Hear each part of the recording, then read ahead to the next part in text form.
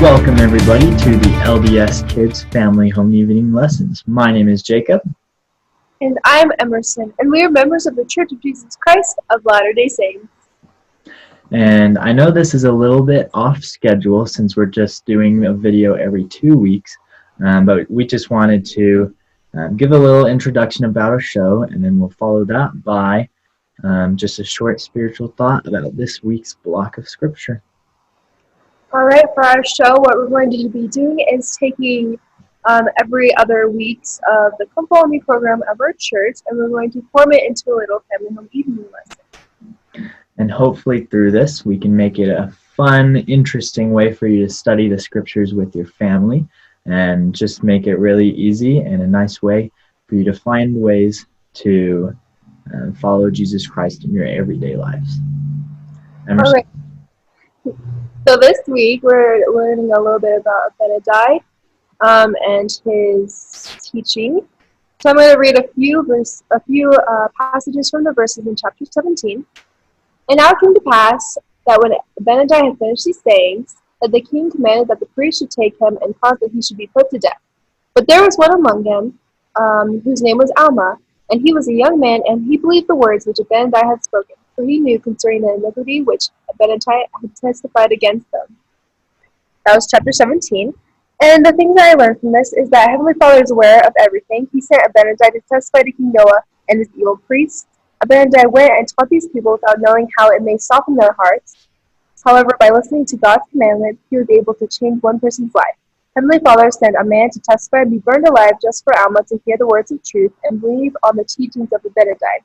I love the story in the Book of Mormon because it teaches us that God is aware of everything and that he can send us people that we need even if we don't know it yet. Jacob? While Emerson focused on what Abinadi, the influence he had on Alma, I would like to talk about what he said to the other priests in King Noah's court.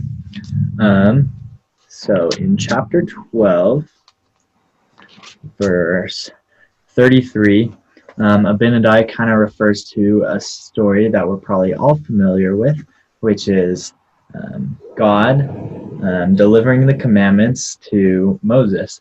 And I'm sure when many of us think of this story, we think of God's finger reaching out and etching the stone tablets into the rock. And it reminds me sort of a quote from this last conference when President Nelson was announcing the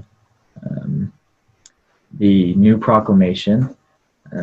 He said something along the lines of, this will not be a monument etched in stone, but rather a monument etched in the fleshy tables of your heart. And I think that's kind of what Abinadi is trying to tell these priests and all of us, that we can't just know the scriptures and the commandments, but like the commandments, how they were etched into the Mount of Sinai, we need to have those commandments etched into our hearts so that we can exemplify those each day. And Abinadi, as we know, and as chapter 17 verse 20 says, he was put to death because he would not deny the commandments of God, having sealed the truth of his words by his death. And because he had the commandments etched into his heart, he was able to testify of the truth of what he was doing because he died for it. And what he's telling us is that if he's able to die for this gospel, then we all need to be willing to testify of the truth of these words by living for this gospel. And I hope that what we said today was able to help you out this week, and that you are able to find more little cool lessons from Abinadi. Yep, we hope you enjoyed this, and we'll see you in 2 weeks from now. Bye, everybody.